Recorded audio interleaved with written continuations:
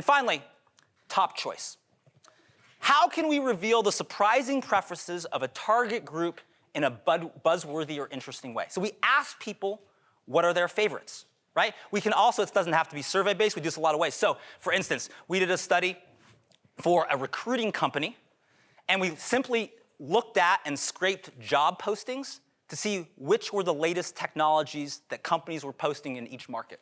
So we had data insights on like how important was it for programmers to know React or something else. We could actually rank, we did a geo-ranking with that as well, and a top choice. And we said, what is the top choice that people are looking for? So identify a breaking story that could benefit from data insights, conduct a survey or another analysis that causes audience to pick their favorites, and compare those favorites on demographics like age, gender, industry.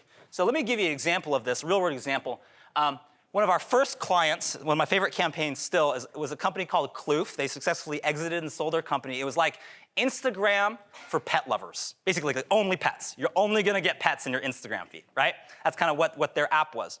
And so we created a top choice study when we asked people this question. We conducted a survey of 2,000 people to determine what your dog's breed reveals about you.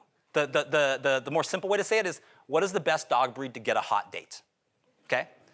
And the reason we did this is because you could use the app, you could see people walking their dog around you, and we thought, oh, one application of that is you could go on like a doggy walking date, but do your dog's breeds need to match to be a good match? So we did this survey, and the actual results of this, if you guys are single and want to take notes, guys, the best dog breed you can have is a Siberian Husky. You're seen as strong, protective, and responsible. But if you have a pit bull, some women think you're sketchy and untrustworthy, which is a stereotype. I love pit bulls.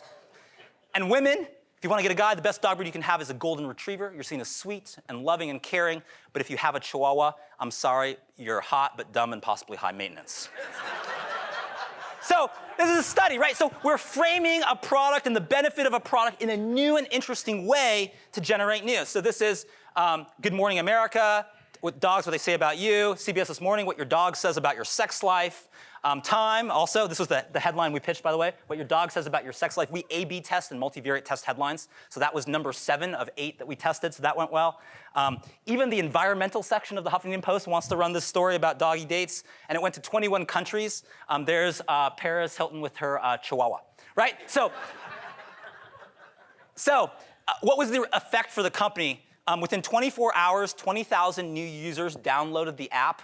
They were all actually high-value users that often turned into paying customers, which was that paying feature, because if you wanted to see people walking their dog around you, that was an actually added cost to do that. And they used this to raise millions of dollars and be well on their way. So how can we use data in interesting ways? The blueprints are a great way to think. That was the top choice blueprint.